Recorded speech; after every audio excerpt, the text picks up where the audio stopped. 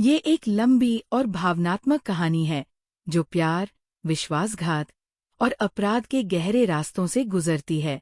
सौरभ और मुस्कान की कहानी, जो 2016 में एक खूबसूरत प्रेम कहानी के रूप में शुरू हुई थी, धीरे धीरे अंधेरे और भयावह अंत की ओर बढ़ गई। आपने इसे बहुत विस्तार से लिखा है, जिसमें हर किरदार की भावनाओं, उनके फैसलों और हालात का जिक्र है। अगर आप इस कहानी के बारे में कुछ विश्लेषण या सवाल पूछना चाहते हैं, जैसे कि किरदारों के फैसलों का कारण, कहानी का कोई खास पहलू, या फिर इसे और बेहतर कैसे बनाया जा सकता है, तो मुझे बताएं। मैं आपकी मदद के लिए तैयार हूं।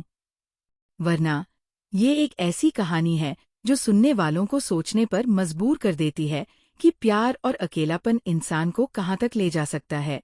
ठीक है, मैं कहानी को आगे बढ़ाता हूं। सौरभ की मौत और मुस्कान व साहिल के अपराध के बाद की घटनाओं को और विस्तार से लिखता हूं। यहाँ से कहानी नई दिशा लेती है। पुलिस ने मुस्कान और साहिल को हिरासत में ले लिया था। मेरठ के उस छोटे से थाने में हलचल मच गई थी। ड्रम से निकली लाश की खबर जंगल की आग की तरह फैलने लगी।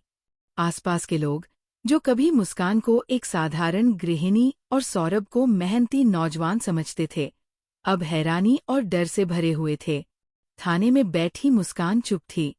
उसकी आंखें सूखी थीं, जैसे सारा डर और भावनाएं उसकी आत्मा से निकल चुकी हों। साहिल, दूसरी ओर, बेचैन था। वह बार बार अपनी उंगलियां चटखा रहा था और पुलिस वालों की हर सख्त नज़र पर पसीना पोंछ रहा था। पुलिस इंस्पेक्टर राजेश यादव, जो इस केस को लीड कर रहे थे, ने दोनों को अलग अलग कमरों में बिठाया।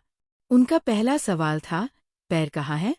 ड्रम में सौरभ का सिर, धड़ और हथेलियां मिली थीं, लेकिन पैर गायब थे।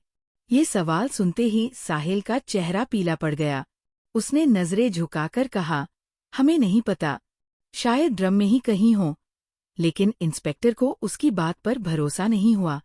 उन्होंने मुस्कान की ओर रुख किया। तुम बताओ, सच क्या है? मुस्कान ने एक गहरी सांस ली और धीरे से कहा, हमने पैर नदी में फेंक दिए थे। ये सुनते ही पुलिस की टीम तुरंत हरकत में आ गई।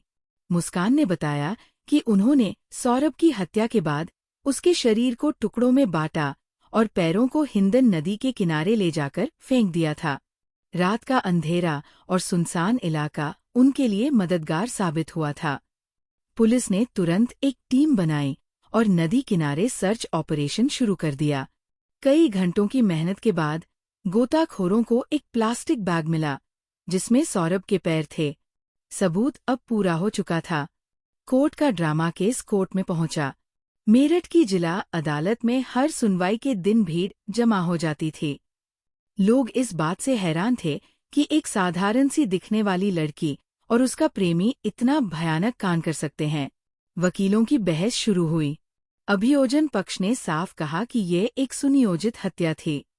ड्रम, चाकू, बेहोशी की दवा और सीमेंट की खरीदारी के सबूत पेश किए गए। यहाँ तक कि दुकानदार, जिसने मुस्कान को चाकू बेचे थे, ने भी गवाही दी। उसने बताया, उसने कहा था कि मुर्गा काटने के लिए चाहिए, लेकिन उसकी आंखों में कुछ अजीब था। मुस्कान और साहिल के वकील ने बचाव में कहा कि यह हत्या सुनियोजित नहीं थी, बल्कि गुस्से का नतीजा थी।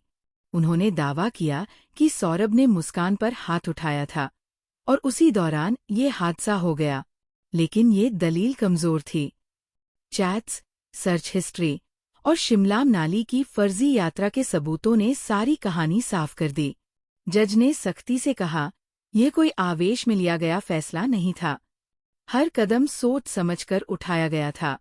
सजा और उसके बाद 18 महीने चली सुनवाई के बाद 15 सितंबर 2026 को फैसला सुनाया गया।